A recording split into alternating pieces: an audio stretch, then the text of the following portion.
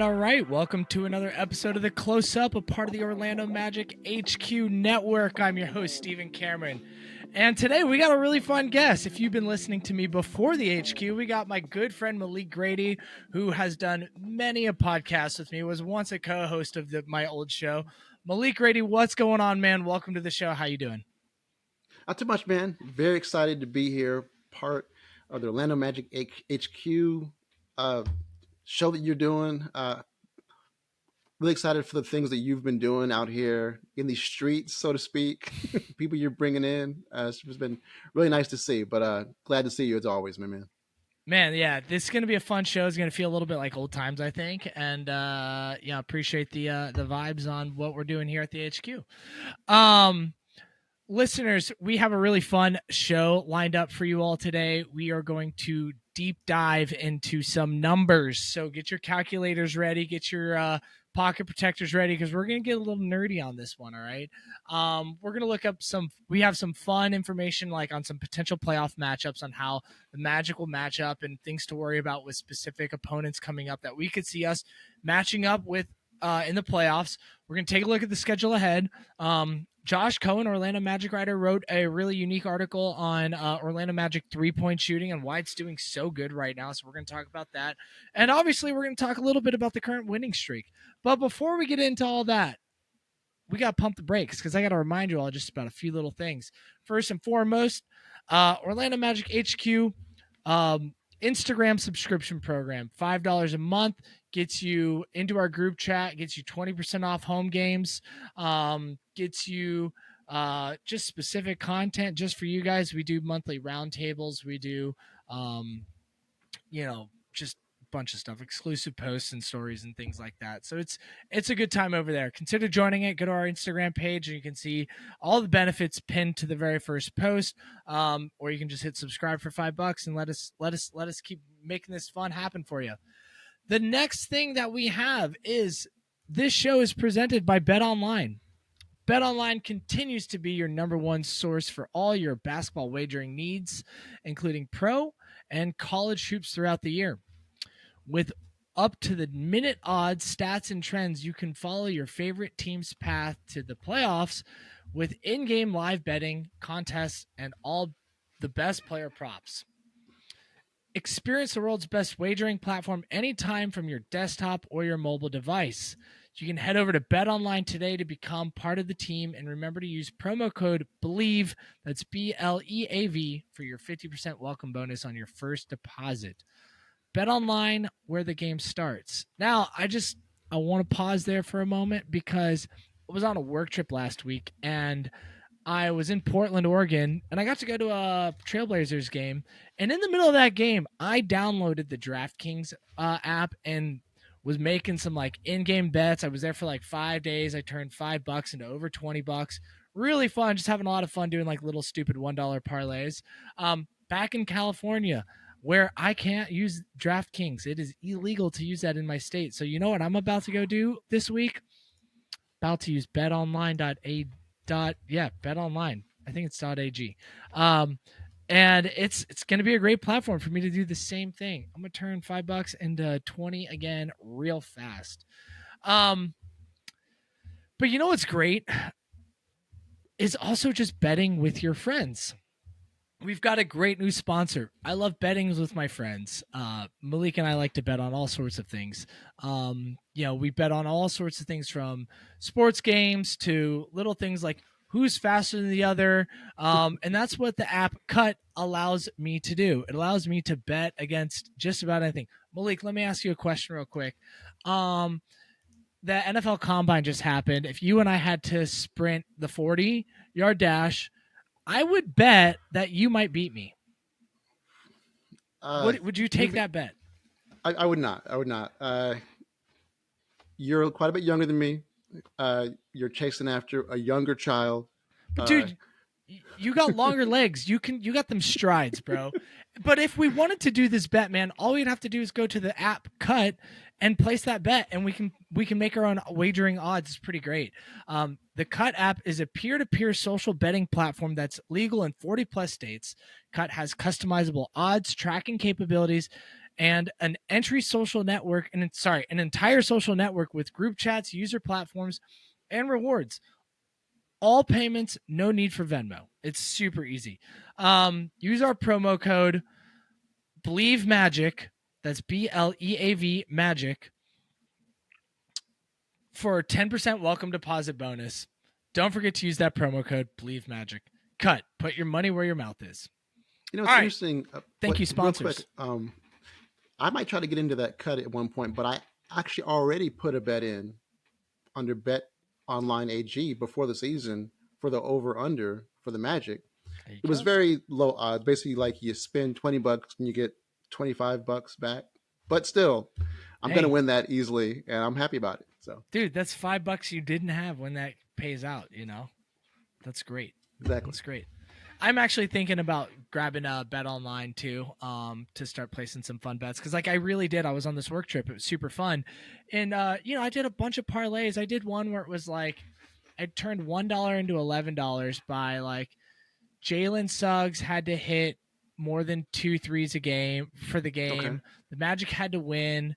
I picked the under on the total points. It was versus the Jazz, and I think there was one more. It was a 4 leg parlay. And then Jalen to have like over like 10.5 points, and Right. I hit, and so I turned $1 into $11. It was Oh, super man. fun. Now obviously like I'm gonna be a reasonable gambler if I decide to get back into it. I'll deposit like $20 and see what happens, and just go from there. But yeah, it was a good time, good road trip. Nice, Back, dude. glad to be back home. Um, what's cool though? Like, so I recorded my last podcast on Monday, before I left on the 26th, I believe that was, and the Magic had a record. Well, there's been some games that have played since then, and what's fun, and the reason why I said the Magic have had a record is because the Magic's current record is 35-26. They haven't lost a game since my last episode.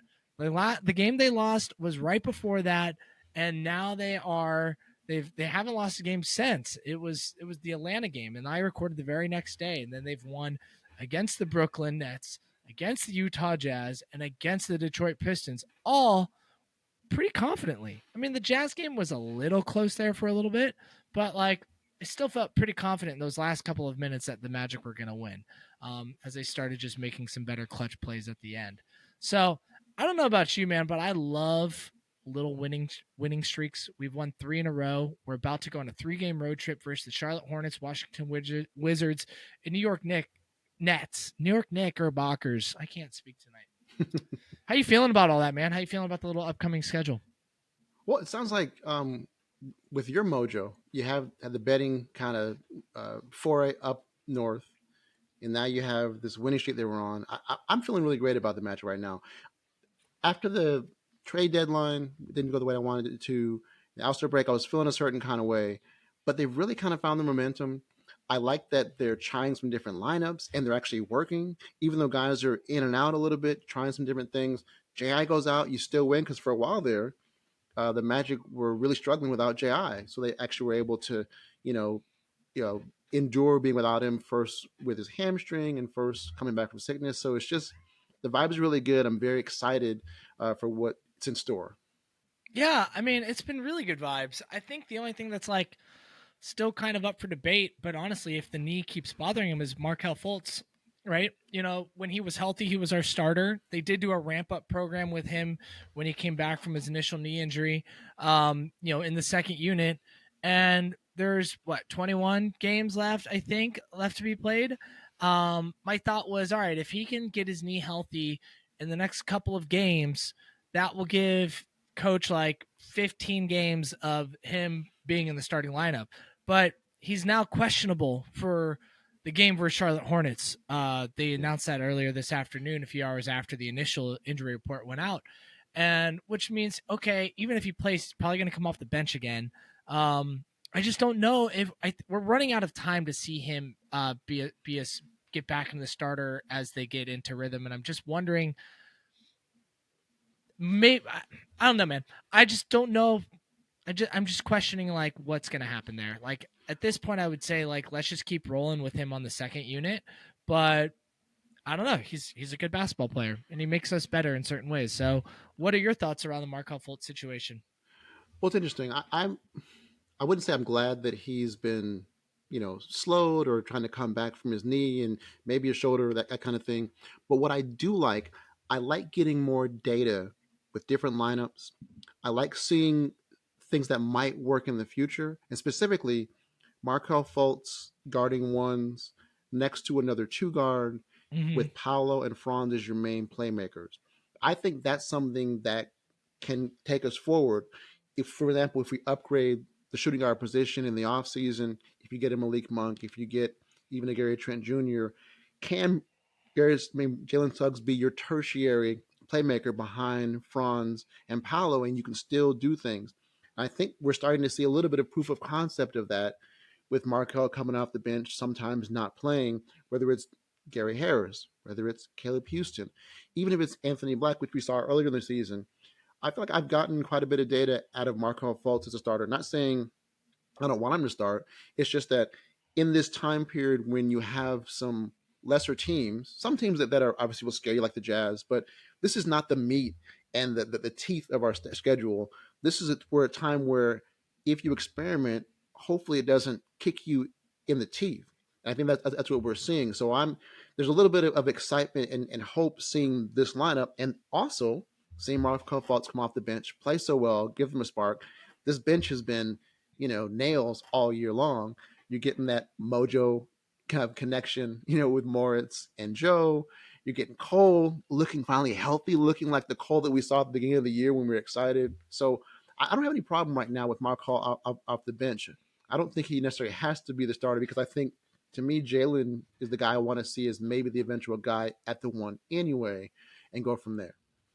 Yeah, and it's funny you were bringing up some points about just having more ball handling in the second unit, with Fultz there, and it was like we saw earlier in the year, and I went on some rants about this on the podcast earlier in the year too, about like when Joe Ingles was down and it was just primarily Cole Anthony as the ball handler, you just have less people that are capable of making decisions with the ball in their hands as far as playmaking in that unit. There's more two-dimensional players instead of three-dimensionals, right? You're either catch and shoot player, 3-and-D type stuff. It's just like a lot less people that can create off the dribble and make for others. And Right.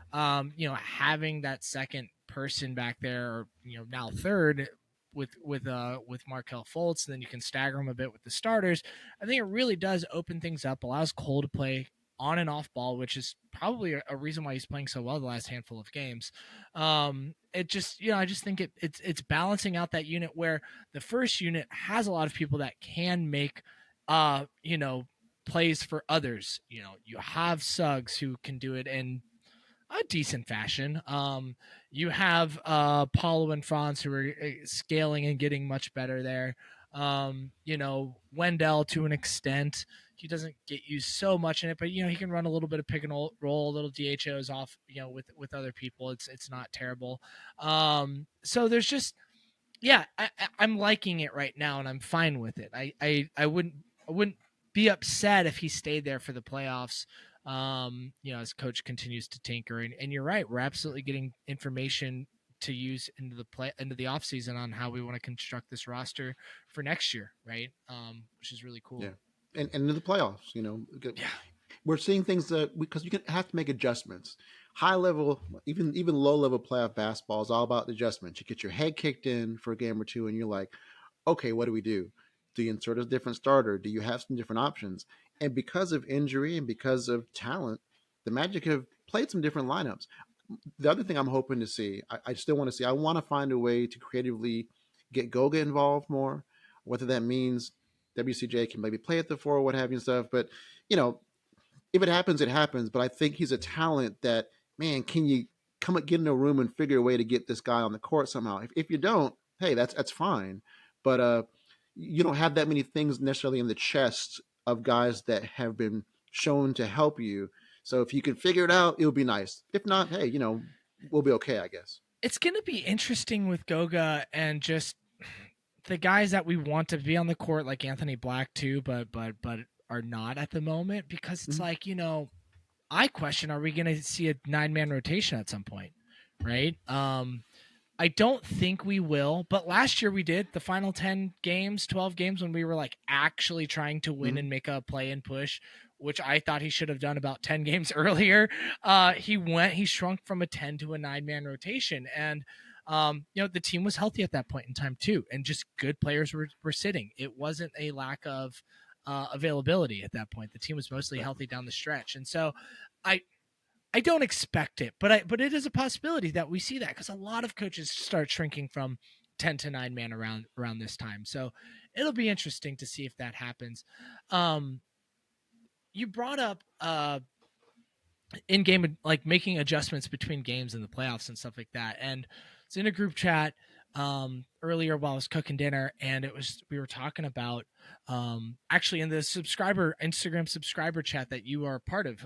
Thank you for being a member of that. But I was talking with one of our subscribers about how we don't even really know too much about how Coach Mosley makes adjustments in between games on the Or his same coaching staff, opponent. yeah. Yeah, or yeah, and Mosley and his staff. That when I say Mosley, it's going to the whole tree. Exactly.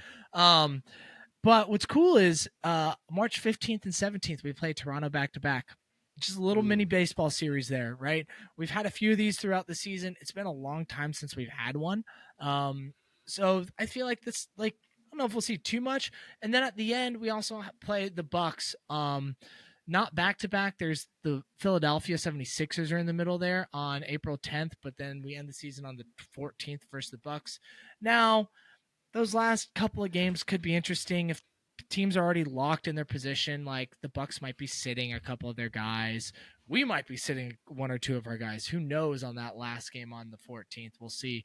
But another opportunity to see kind of how coach potentially could make adjustments in between games going into the playoffs. So I'm looking forward to it. This playoffs is going to be really interesting. Just kind of learning more about this team, how they're going to operate, how guys may or may not be exposed on certain elements, what lineups really do work in these situations. It's going to be really, really interesting. Are some guys just playoff or regular season players versus not? Like Mm. I think Cole Anthony is a very big question right there. Like that I have at least. Can Of he course, be a yeah. playoff player? I have a feeling, Paulo and Suggs and Franz definitely it can be, but I do wonder, is Cole a playoff player? Or is he just a guy that's going to be a liability when we get there? I don't know. I'm not sure. Yeah. I hope he's not. I hope he's great, but we'll see. And also, there are a lot of some of these games you hear from coaches, uh, the lack of practice time, and also just the nature of the regular season. There's some game planning, but it's not the same as it is in the playoffs. You're not targeting certain matchups. Now, so that's the good news, that maybe you have some meat on the bone to attack certain teams, attack certain other matchups. The downside of that is you absolutely will see teams attack the Magic for some of their weaknesses. So Totally. where there's kind of questionable shooting or questionable ball handling, teams would be like, "Oh, that guy, yeah, we're not covering him. He's gonna have to beat us." Oh, you think you can shoot? Yeah, you're gonna prove it to us in these matchups and stuff, and you're gonna find out where the rubber meets the road, that type of thing. We also have some teams down the stretch that are lesser teams, so to speak, but many of them have made changes recently where they want to get looks at certain guys. For example, Toronto has made the trade to get Scotty Barnes in the spotlight. Now he broke his hand now, so he's going to be out for a little bit, that kind of thing.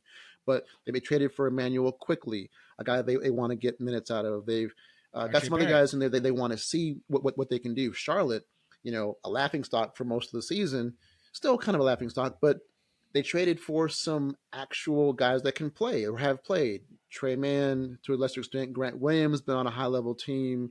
Guy Mistich, who's played overseas. So some guys that Steve Clifford, he's actually, you see him kind of putting his hands up in the prayer signs, like, these guys can play. Thank God these bums are out here. Literally, they cut some guys at the trade Yeah, deadline, like they did. off the team. Like, you guys suck, but you were playing for us, that kind of stuff. Not saying they're world beaters, but suddenly, usually at the end of the year, you have teams that don't have anything to play for. These guys are playing for their NBA lives. So I'm not saying they're necessarily going to be world beaters, but it does give you a little more. opportunity for strategy, opportunity for matchups, and teams that want to show you something instead of just playing out the string. And of course, the play-in tournament, of course, affects that as well. More teams are kind of in it or jockeying for position. So it's exciting for these last 20 some odd games in ways that it wouldn't have been in previous years, I think. It is. I actually had a thought earlier today that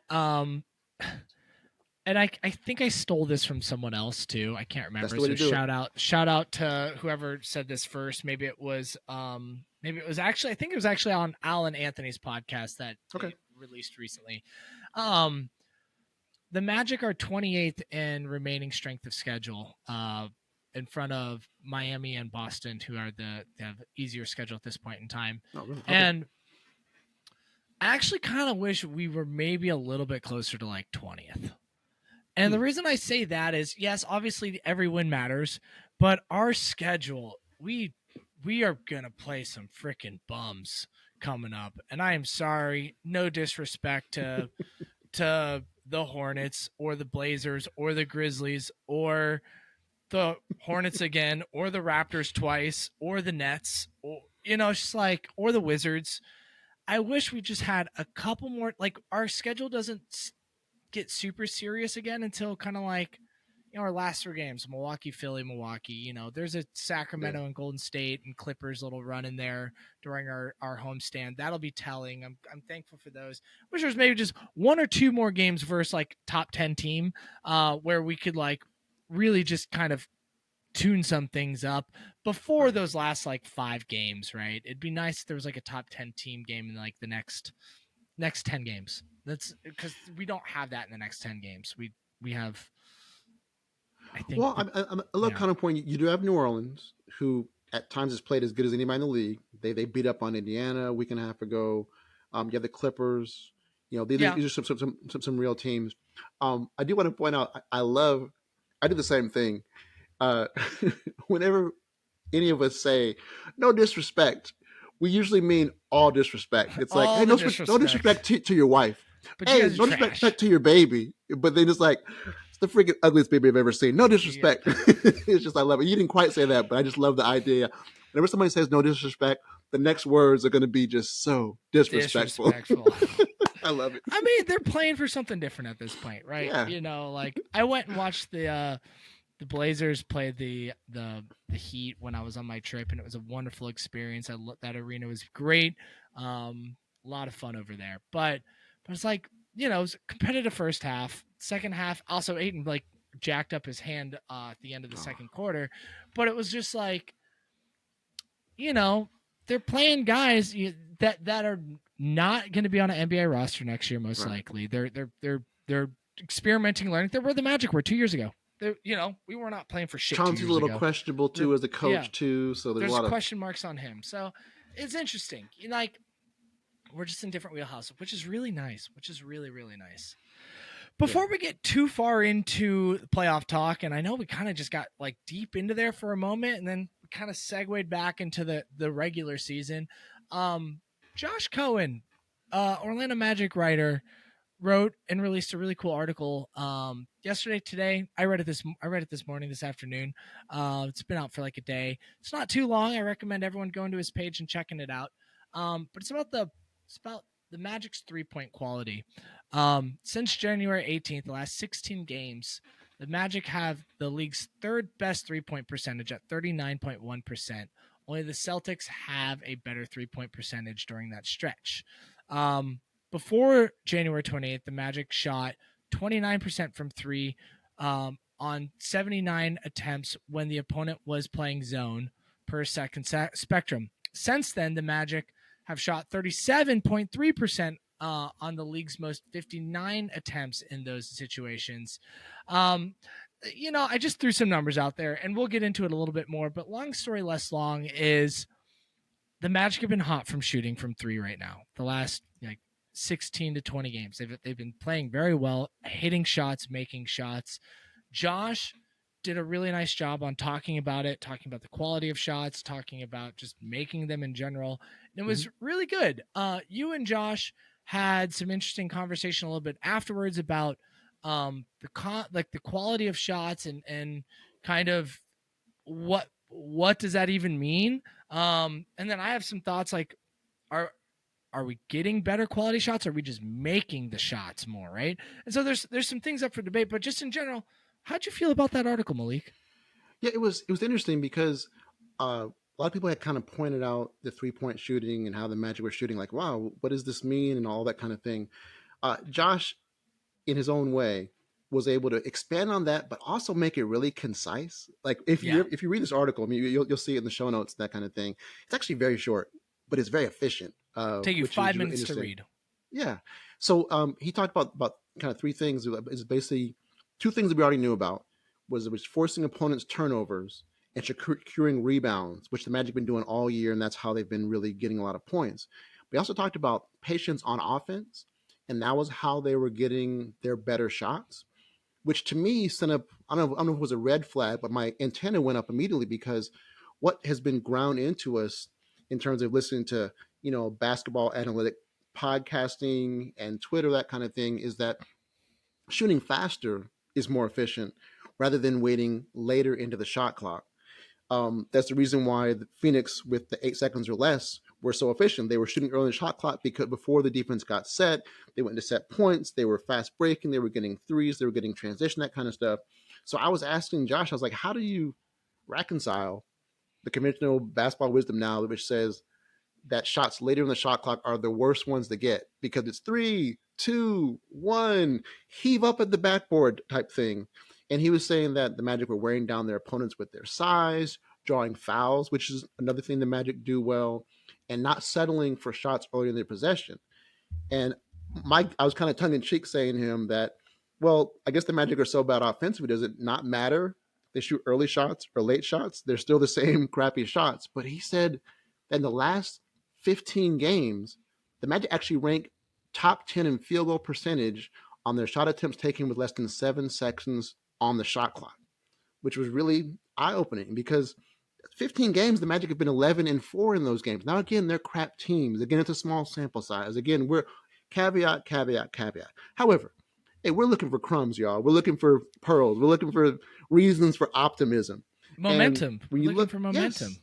in this time period, you look at the last 2 weeks on cleaning the glass, the Magic might have something going. Again, it might all be ephemeral. It might be smoke.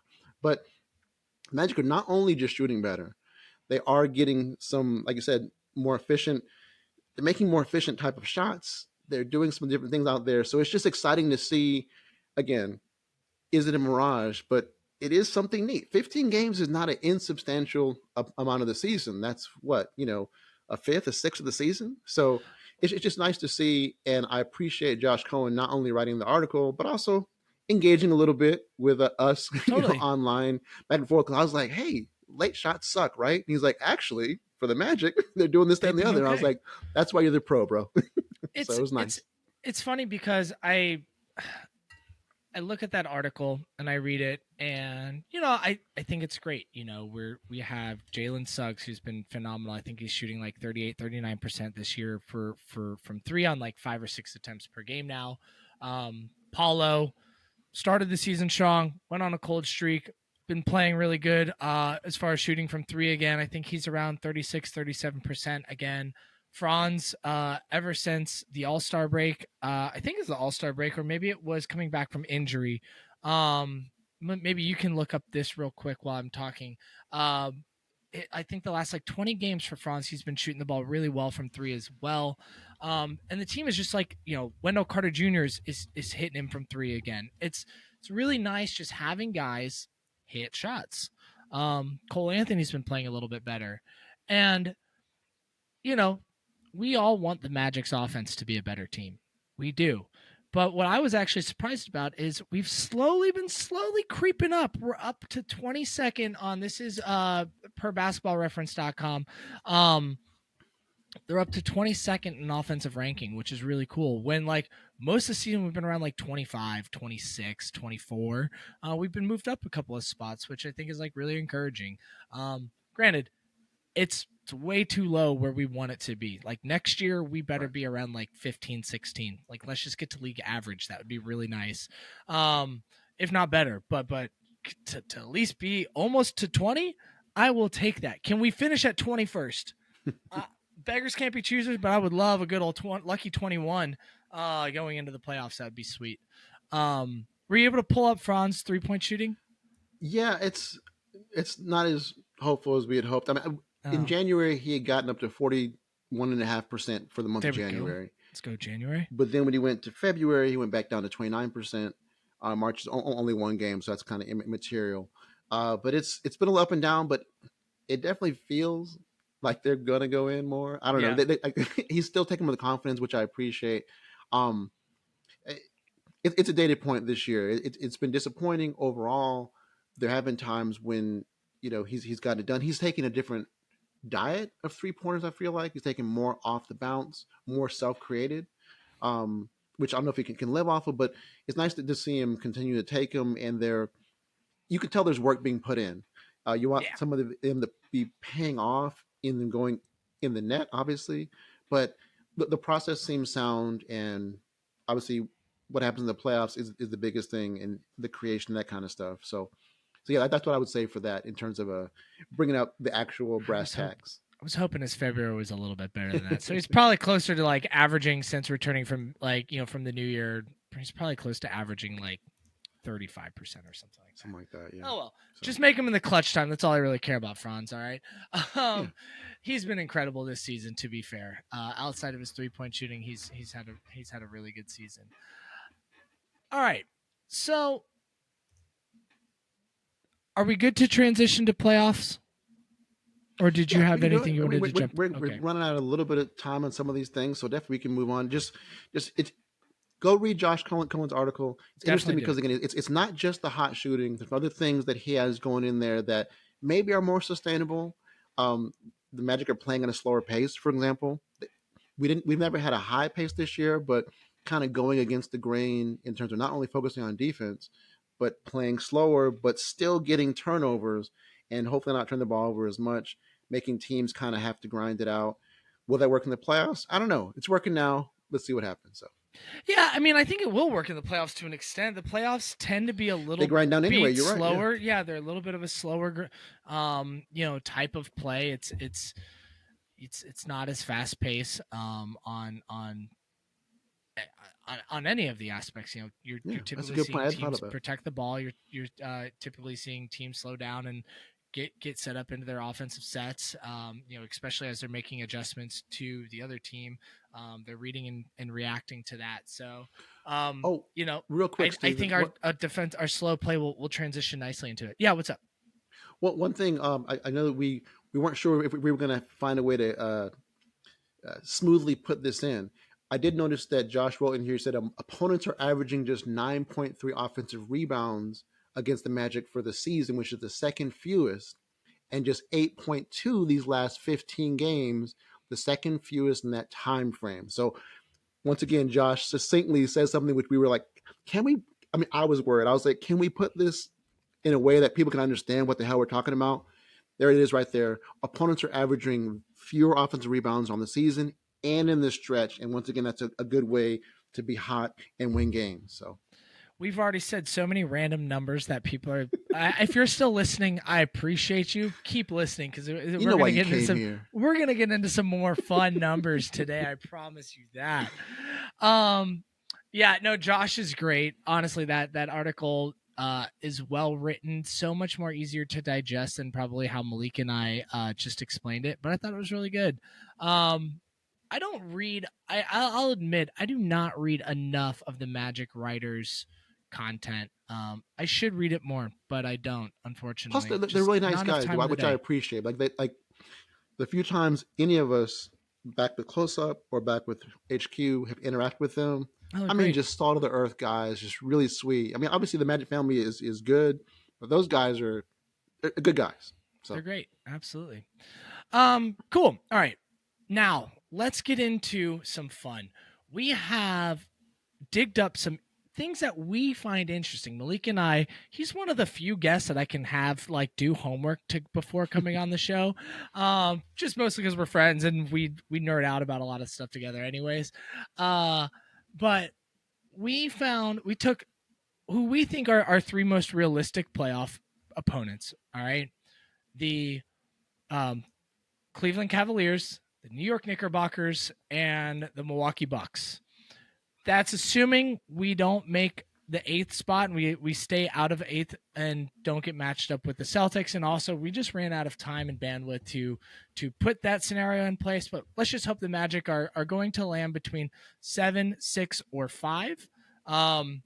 And also, if we get to the fourth spot, a lot of this information will correlate because that team that's probably in fourth will just flip down to 5, right? Something like that. So these are all very realistic situations, assuming the Magic don't lose in a couple of too many games and end up in the eighth spot. So I'm going to start off with the Cavs. Right now, the Cavs are third, the Magic are 6, which would be the current playoff first round matchup. And there's just a few things that I found interesting. These are both slower pace of play teams.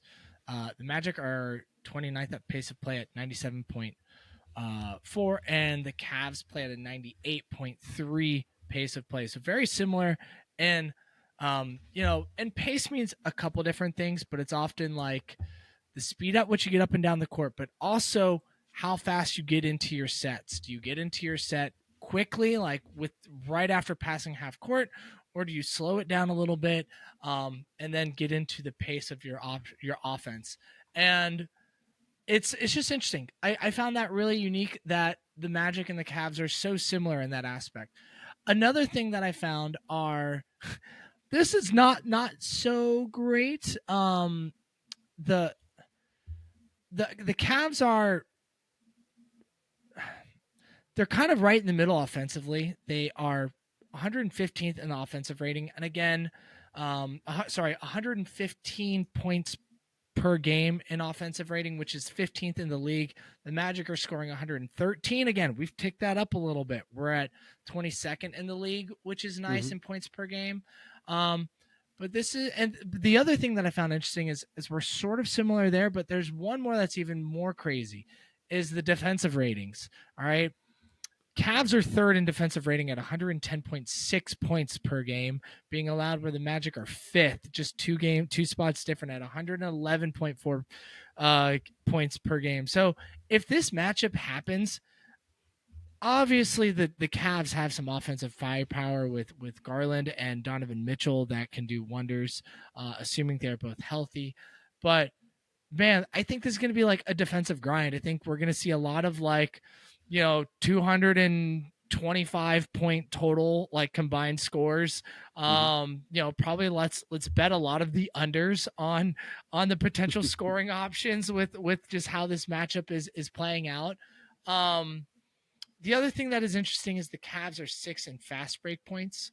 They get about 15.4 points per game in the fast break, which is interesting. Malik, when you look at the Cavs and the Magic type of matchup, what are some things that you like that are just sticking out that you might find interesting? Well, one thing that stands out to me, we were looking at this for another matchup we have coming up as well, but the Cavs actually defend their own, I guess you'd say, defensive boards, or keep teams off the offensive boards quite well this year. Per clean the glass, they're in the 4th percentile for that. And if you remember last year, that was basically the main reason why they got out the playoffs early.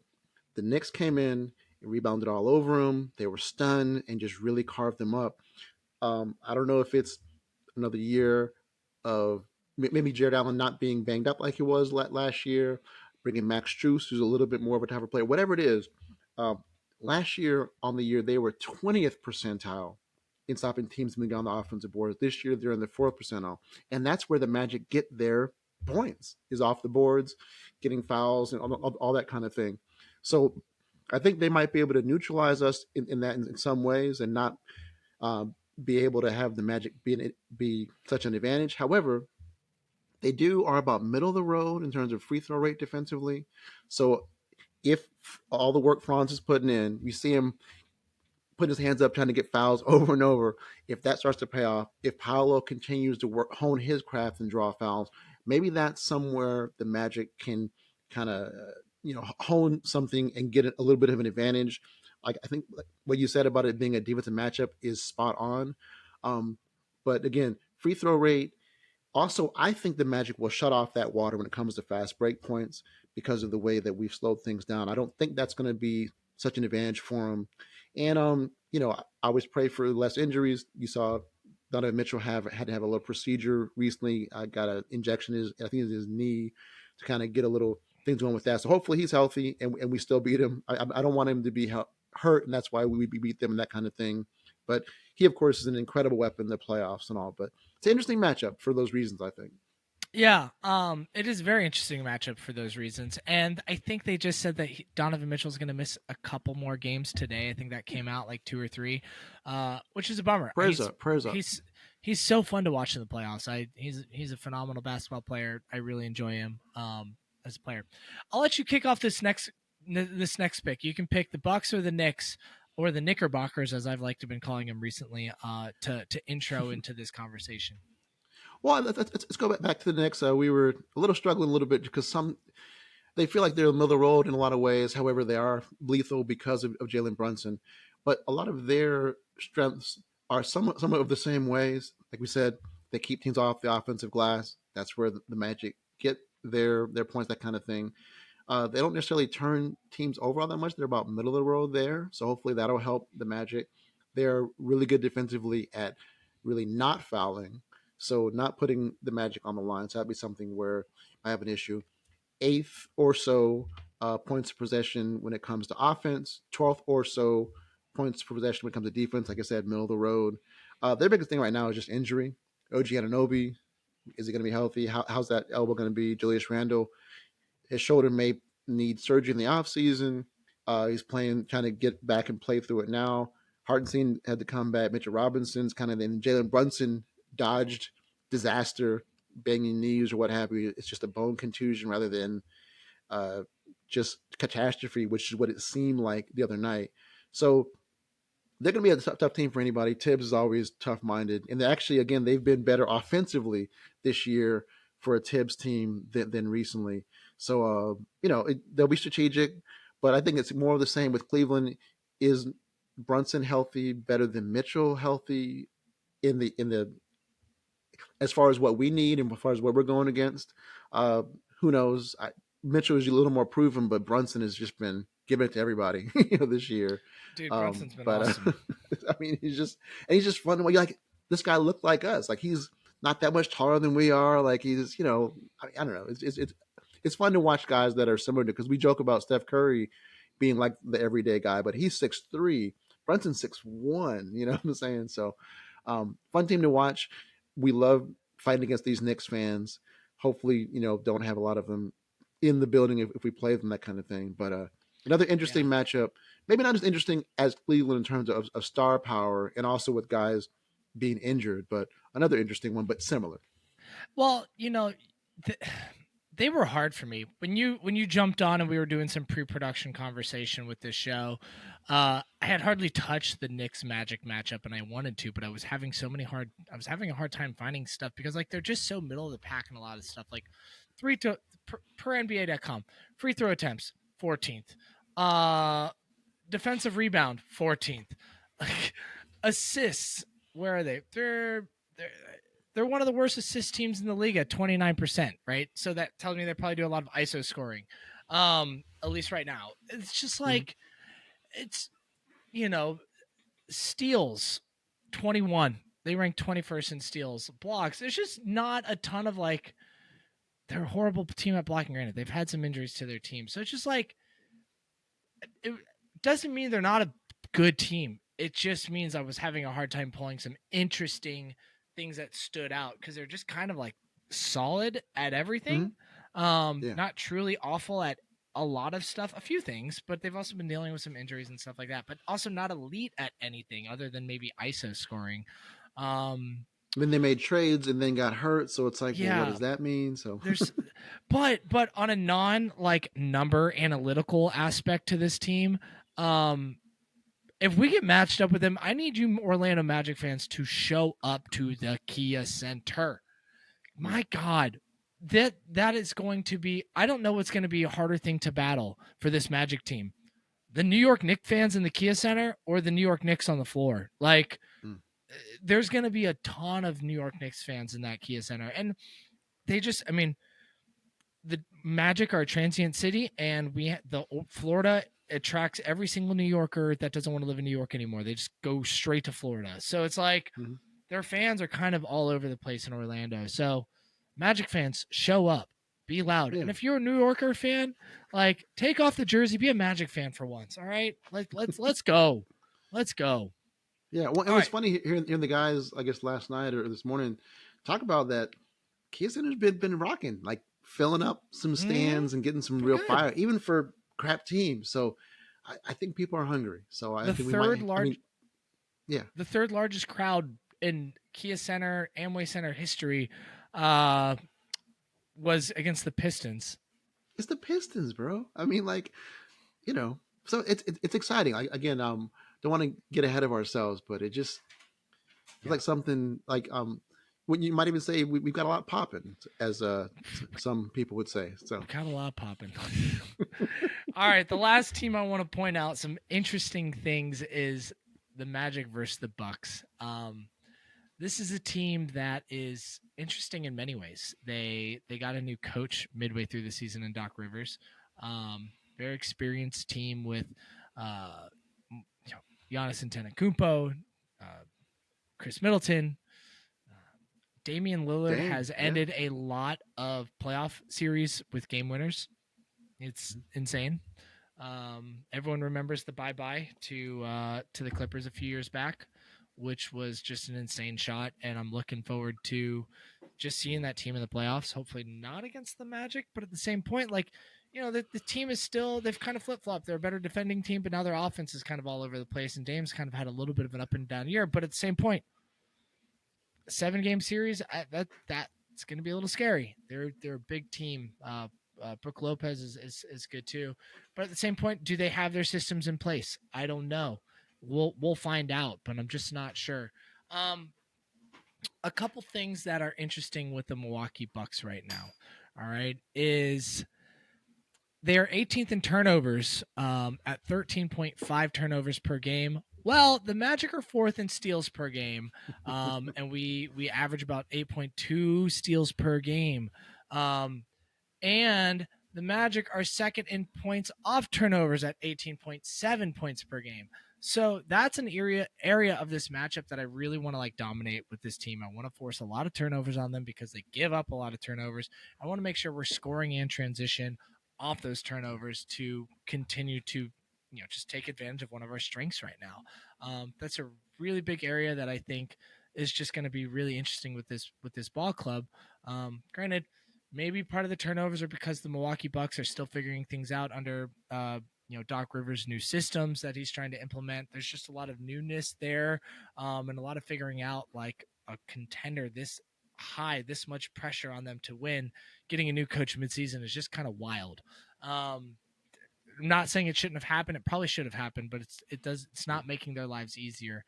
Um, the other thing that I think is interesting is the Bucks are the 21st team in personal fouls. They are fouling a lot right now at around 19.9 times per game. And the Orlando Magic are second in the league at getting to the free throw line at 25.4 free throw attempts per game, which, again, another area of opportunity. If they're going to foul us, let's take advantage of it and get to the line and knock down those shots. I'm not bringing up the Orlando Magic's free throw percentage make yet because it's not good. But if we can get there, maybe we can eliminate some of that. Make your free throws, players. Gosh darn it. Those are a couple things I found interesting about the Milwaukee Bucks matchup. Do you have anything you'd like to contribute to that aspect? Well, first, I just want to express my condolences to Doc Rivers. The way he's talked, he said, this isn't a job that he would wish on his worst enemy to have to coach Dame Lillard and Giannis Antetokounmpo. I mean, it's just tough for him. So I mean, every day it's just a slog. He has to be in the city that he went to college in. I know it's tough. So I just moment of silence for him on that. But all jokes aside, Doc's hilarious. It's I mean, it's He's like great. really, this is the hardest. Come on, you asked me. You're getting paid millions. Shh, quiet. Anyway, one thing that I noticed when looking at the Bucks, is that they are 30th in the league defensively in terms of forcing turnovers. Only 11.9% of opponents' possessions end in a turnover. For the Magic, for whom that's been one of their biggest problems offensively, outside of shooting, is that sometimes they turn the ball over, sometimes there's live ball turnovers. They've cut down on them lately, but if they can get in a series where they're just not turning the ball over and not having to worry about that as much, they also Milwaukee doesn't really crash the offensive boards that much. And if somehow that disparity or that thing with in terms of giving up fouls does continue, I have a feeling that it won't, because it's the Bucks, and it's the Magic in the first playoff series, and all of a sudden these refs will be swallowing their whistles, like, "All right, prove it, Rooks." That's what I have a feeling will happen. But if it doesn't somehow, if the trends continue and the Magic are able to draw some fouls, John is in foul trouble. Malik Beasley, traditionally a poor free throw shooter, in foul trouble. Damian Lillard, not a good free throw, not a good you know, not a good defender, giving up fouls.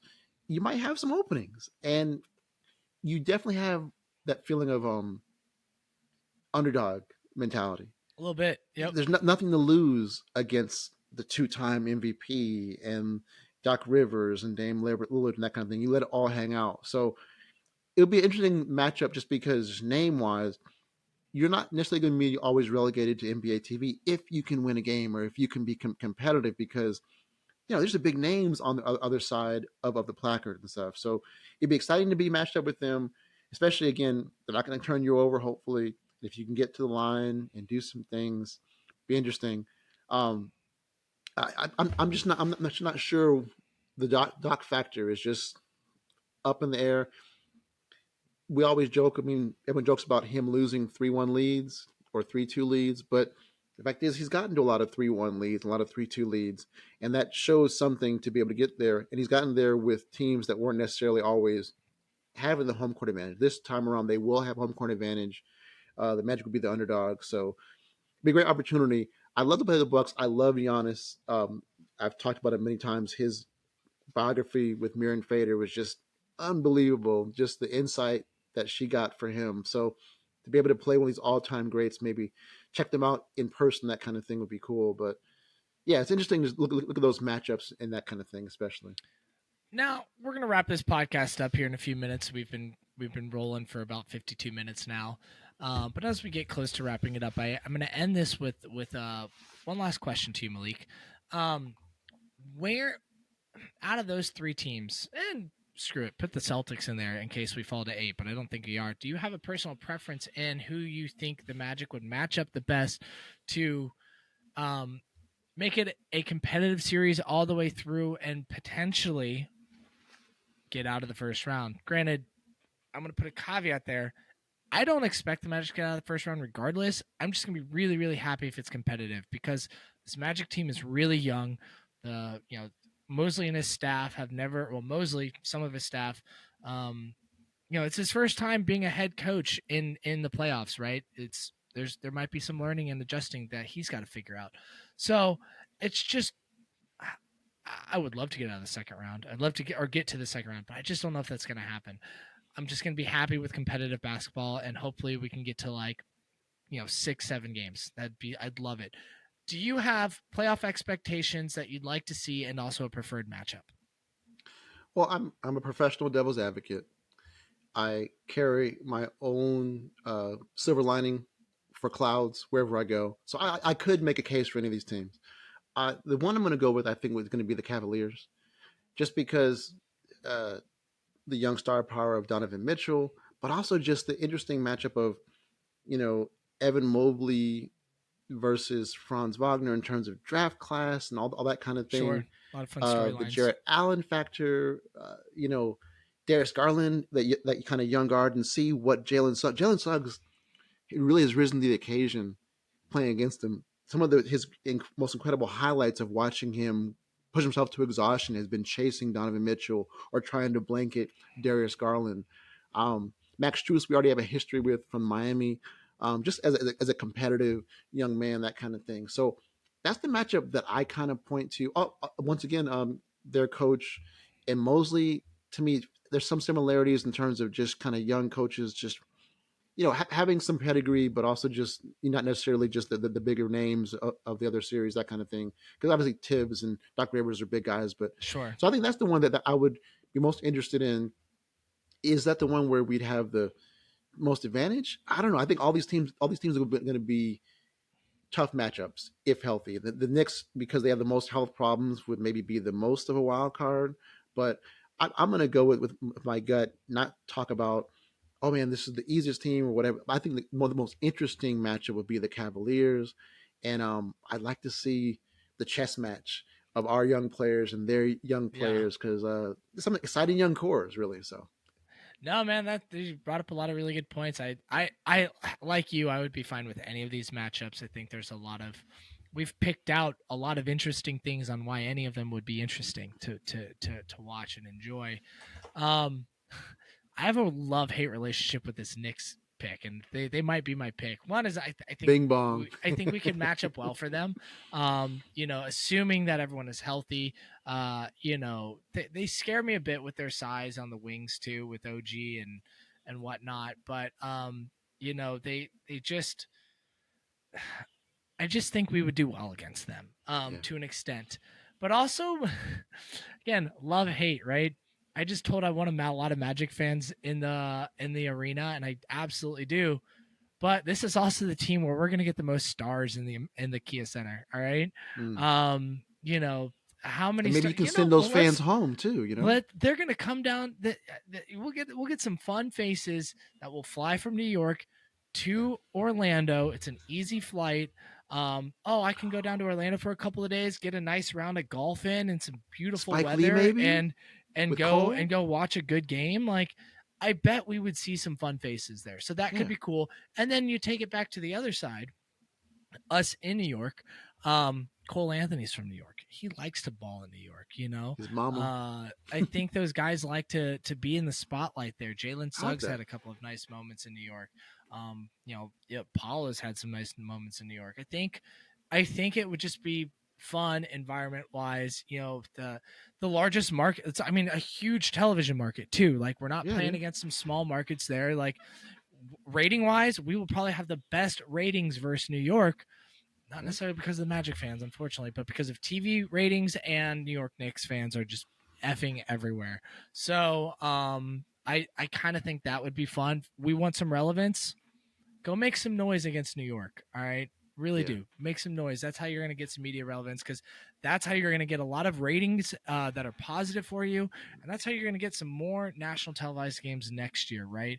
Not, oh, they played a cute series versus the Bucks. No, let's go play a good series versus the Knicks and get a lot of eyes on those television sets.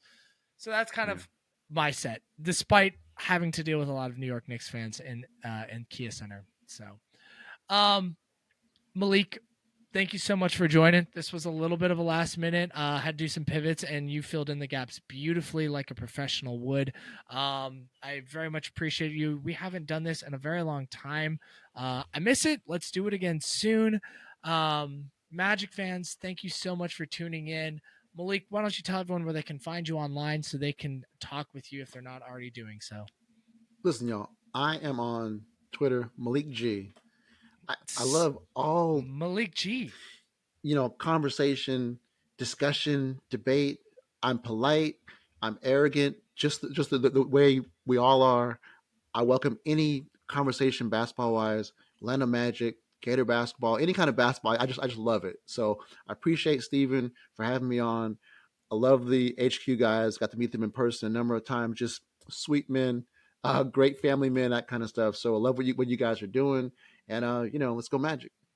Let's go, Magic. Thanks for tuning in. We'll see you all next week with another episode of The Close Up. Go, Magic.